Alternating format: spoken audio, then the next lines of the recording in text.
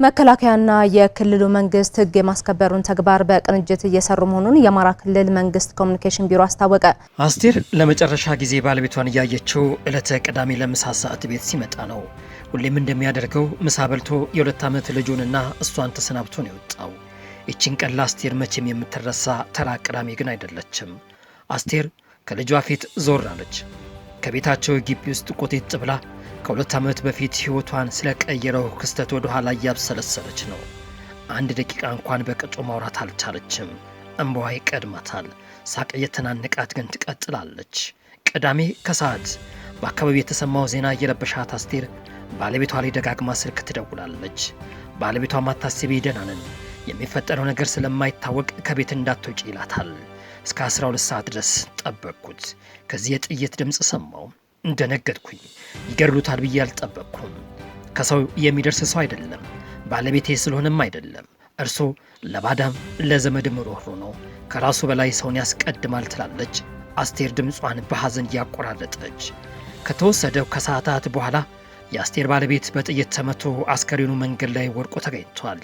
የአስቴር ባለቤት ጋር ተወስደው ከተገደሉት አስከሬኖች ከከተማው ውጪ በካምፖች አቅራቢያ የተገኙት የጥበቃ ሰራተኛ አቶ አበበ የቀድሞ የመከላከያ ሰራዊት አባልና የ3 ልጆች አባት ነበሩ።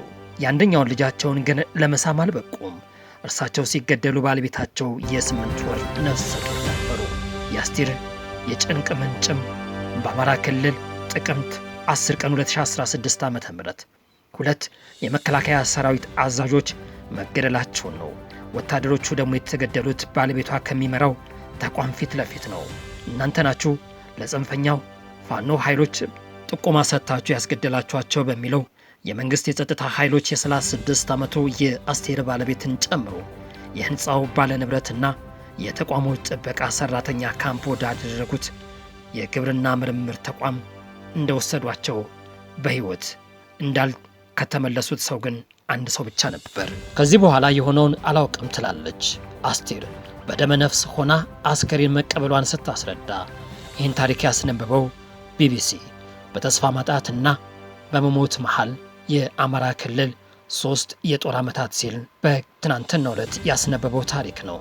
በዚህች ምድር በሀገራችን ላይ አስከፊ የሆነ ጦርነት ተካሂዷል። ህብረት ማለት በቃላት የሚጌጥበት የውሸት መገለጫ ብቻም አይደለም። ያንዱ ስጋት ለሌላኛው የደህንነት ጥያቄ ሲሆን ነው። የጎረቤቶቻችን ህመማችን ሲሆን ነው። በረዥም ዘመን በአብሮነት የተቆላለፈውን እኛነታችን የተገነባው በእርስ በርስ ተጋምዶና ተሳስሮ ነው። ባህል፣ በጋብቻ፣ በሃይማኖት በረዥም ዘመን አብሮነት የተቆላለፈውን ማህበረሰብ በፖለቲካ ትርፍ በጥላቻ ሰበካ ለመበተን መሞከር የታሪክም ወንጀል ነው። ህዝብም ሊሸከመው የማይችለው ትልቅ የጭንቀት የጥሪ ድምፅም ቢኖር ሰላም ነው። የእያንዳንዱ የንጹሐን ህይወት የሚቀጥፈው የእናቶችን እንባ የሚያረክስ የሀገርን ተስፋ ወደ ገደል የሚከት በመሆኑ ሰላም የሚቀጠርለት የፖለቲካ አጀንዳ ሳይሆን ዛሬ ሊደረስበት የሚገባ የህልውና ጥያቄ ነው።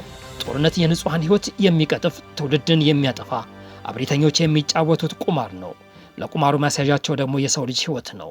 ጦርነት አማራጭ ሊሆን የማይችልበት ይልቁንም አሁን እየታየ ያለው የጦርነት ጥፊያ በአስቸኳይ ሊገታ የሚገባበት መሰረታዊና ታሪካዊ ምክንያቶች እልፍ ናቸው። ያለፈው አስከፊ ጦርነት ያስተላለፈው ሰብአዊ ቀውስን ገና አልቀለለም። እናቶች አሁንም የልጆቻቸውን መውደቅ እያሰቡ በጽኑ ሐዘን ውስጥ ናቸው። በሺዎች የሚቆጠሩ አካል ጉዳተኞች ተገቢውን ሕክምና እንኳን አላገኙም። ተፈናቃዮች መጠለያ ጣቢያቸው ውስጥ በችግር ውስጥ እየተሰቃዩ ነው። ሰላም የመኖር የመስራት የመውለድ የመከበር መሰረት ነው። ነገም ሌላ የቁስል ቋጠሮ ሳይሆን ዛሬ የሰላም ንጋት ሊሆን ግን ይገባል።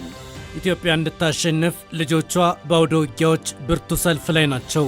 ለሀገር የመጨከን ሰልፍ። ሀገሪቱ ካለፈው ጦርነት ማግስት ያጋጠማት ክፍተቶች የኢኮኖሚ ቀውስ፣ የዋጋ ንረት፣ የመሰረተ ልማት መዳከም አልተቆጣጠረችውም። ጦርነት መጀመር የሚችለው አንድ እብሪተኛ ወይም ደግሞ ስሜታዊ ስብስብ ሊሆን ይችላል። ጦርነትን ግን ማንም ሰው በቀላሉ ሊያቆም አይችልም። ሀገሪቱ አሁንም የምትፈልገው የጦር መሪዎችንም ሳይሆን የሰላም መሐንዲሶችን መሆን አለበት።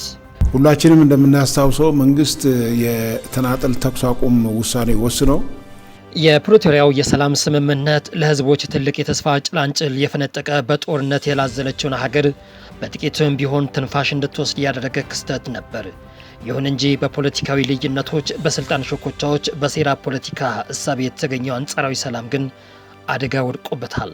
ዜጎች ዳግም ወደ እልቂት፣ ስደትና ውድመት ለመግፋት የሚደረገው ማንኛውንም አይነት የኃይል አማራጭ የፍለጋ የጦርነት ጥድፊያ የታሪክ ተጠያቂነት የሚያስከትል ጠባሳ ነው። በተደጋጋሚ ከሚከፈቱት የጦርነት አውድማዎች በስተጀርባ የሚተርፈው ሞት፣ ስደት፣ የትውልድ መክሰም መሆኑን በተግባር አሳይቷል። የትግራይ ወጣቶች የልማት፣ የእውቀት፣ የፈጠራ የቀጣይ ትውልድን ተስፋ እንጂ የፖለቲካ ቁማርተኞች የጥይት ማገዶ መሆን የለበትም። የአንድ ትውልድ ህልም በጦርነት እሳት ውስጥም እንደ ማገዶ የስልጣን ዕድሜ ለማራዘም መሞከር የታሪክም የህሊናም ተጠያቂነትን ያስከትላል።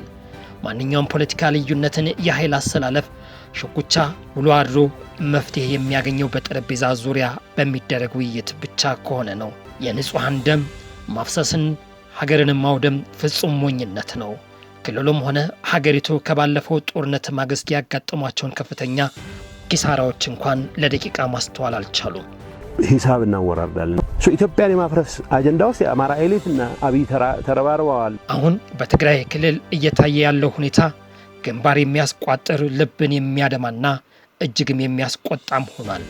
በአንድ በኩል ህዝቡ ጦርነት አልፈልግም፣ መከራ በቃኝ፣ ሰላም እፎይታን ስጡኝ እያለ እየጮህ ባለበት በዚህ ወቅት በሌላ በኩል በክልሉ የሚታዩ ወጣቶች የግዳጅ አፈሳ ለጦርነትም የማገዶነት ጥሪ ፍጹም ተቀባይነት የሌለው ሊወገዝ የሚገባው ተግባር ነው። ይህ የትርምስ አጀንዳ ስለምን ተፈለገ? ህዝቡስ እስከ መቼ የስልጣን መቆሚያ የሚሆነውን የህወሓት የፖለቲካ እምቢተኝነት ከታሪክ አለመማር ክልሉ ዳግም ወደማያልቀው የትርምስ አዙሪት ውስጥ የመክተት አባዜ ግልጽ ሊደረግ ይገባል። ከባለፈው ጦርነት ያጣናቸው ውድ የሰው ሀብቶች ሳናስብ የወደመው ከተሞችና የፈረሰው ማህበራዊ መዋቅሮች ሳናደስ ዛሬ ወጣቱን ከእርሻ፣ ከትምህርት፣ ከስራ ገበታ አድኖ ወደ ውትድርና ለማስገባት የሚደረገው ምን አይነት የፖለቲካ ህመም ነው? ጦርነት መጀመር ቀላል እንደሆነ ሁሉ ማቆሙ ግን ከባድ ነው። ጦርነት እንደዚሁ ስትጀምረው ቀላል ነው፣ ጫር ነው የምታደርገው። ስትጨርሰው ማቆም እንኳ ቢሳካል ብዙ ሰው በልቶ ነው። ጦርነት የመጀመር ቀላል ነው፣ ማቆም ግን የወላዋዮች ሳይሆን የብህሎች የጨካኞች እጅ ጥበብን ይጠይቃል። ሀገሪቱ አሁን ወቅት የምትፈልገው የጦርነት መሪዎችንም ሳይሆን የሰላም መሐንዲሶችን ነው። ማንም ይሁን ማን ጦርነት አስከፊነትን እያወቀ የጥፋት አቅጣጫውን በዝምታ የሚመለከት ወይም ደግሞ ከጀርባ ሆኖ የሚያስፋፋም አካል ከታሪክ ተጠያቂነት አያመልጥም። በተለይም ደህንነታቸው በተጠበቁ ልጆች ሰላማዊ ትምህርት በሚማሩበት ህይወትን በተደላደለ የውጭ ሀገር ምቾት ውስጥም ተቀምጦ በማህበራዊ ሚዲያ በሴራ በፖለቲካ በለው የሚሉ ወገኖች ታሪክ ትውልድ በጽኑ ይወቅሳቸዋል። በሩቅ ሀገር ሆኖ የጦርነት እሳት መርጨት፣ በጦርነት እዛ ህዝብ ውስጥ ዳግም ለጥፋት ማገዶነት መጋበዝ ፍጹም የሞራል ክስረት ነው። ጦርነት በቁልፍ ሰሌዳ ላይ የሚጫወቱት ድራማም ሳይሆን በምድር ላይ የንጹህን ህይወት የሚቀጥፍ እናቶችን እንባ የሚዘሩበት ትውልድ የሚጠፋበት እውነተኛ አቶን መሆኑን ልንገነዘበው ይገባል። የህዝብን ሰላምን፣ ደህንነትን ከምንም በላይ ግን ማስቀደም ይገባል። በስልጣን ሽኩቻና በጥበብ አልባ አካሄድ ዳግም ወደ ግጭት አዙሪት ውስጥ መጣደፉ እጅጉን የሚያሳዝን እንደሆነም ጥፋትም ተዳምሮ ከእንግዲህ በትግራይ ክልልም ሆነ በማናቸውም የሀገሪቱ ክፍል ለጦርነት ነጋሪት የሚደረጉ በሰው ደም የፖለቲካ ትርፍ ለማግኘት የሚሞከረው የቤት ውስጥ ጨዋታዎች ሊቆሙ ይገባል እንላለን። እናንተስ በዚህ ጉዳይ ላይ ምን ትላላችሁ? በአሁን ሰዓት ውስጥ አልበቃ ብሎ በሰሜን የሀገራችን ክፍልና በአንዳንድ አካባቢዎች ልክ ታሪኩን እንደሰማችሁት የሚሰማው ታሪክ እጅግ ዘግናኝ ነው። ለሰው ልጅ የሚጨነቅ ማህበረሰብ እየጠፋ ባለበት ፖለቲከኞች ከላይ ሆነው ከታች ስላለው ማህበረሰባቸው በአንድ ስልክ የሚያስተላልፉት መልእክት ዋጋ እያስከፈልን ነው። እናም እያንዳንዶቻችን የምንጠቀማቸው የሶሻል ሚዲያ አካሄዶቻችንን ልናጤነው ልንመለከተው ይገባል። እያንዳንዱ ህመም በእያንዳንዳችን ጓዳ ቢሆንስ ብለን ማሰብ ያስፈልጋል። ነግበኔነት ያስፈልጋል። መረጋጋት ያስፈልጋል። በሰከነ አእምሮ ነገሮችን ማየትም ተገቢነት አለው እንላለን። ሐሳቦቻችሁን አጋሩን። ቻናሉን ቪዲዮን ከወደዳችሁት ላይክ ማድረጋችሁን አትርሱ። እንዲሁም ደግሞ ይሄ ለሌሎች ድምጽ እንዲሆን ሼር በማድረግ ያስፈንጥሩልን። የምንሰራቸው ስራዎች እንዲደርሷችሁ የደወል ምልክቷን ይጫኑ። አዲስ ከሆናችሁ ሰብስክራይብ እንድታደርጉ እየጠየቅን የዛሬውን መሰናዷችን በዚህ ላይ እናበቃለን።